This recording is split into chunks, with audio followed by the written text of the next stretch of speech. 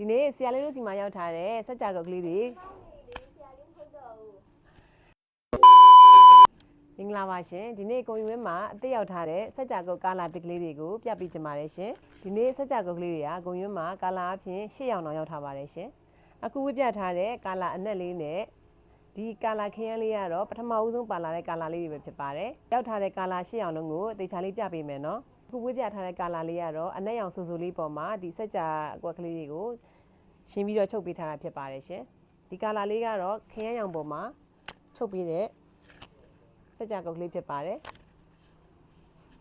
နောက်အနီရောင်ကာလာဆူဆူလေးပေါ်မှာစက်ကြကွက်ကလေးတွေနဲ့တွဲပြီးချုပ်ပေးထားတာဖြစ်ပါတယ်အရန်ကိုလှတာပါပဲเนาะဒါကတော့ပန်းနူးရောင်လေးပါရှင်ပန်းနူးရောင်ကာလာလေးကိုစက်ကြကွက်ကလေးတွေနဲ့တွဲပြီးချုပ်ပေးထားတာပါ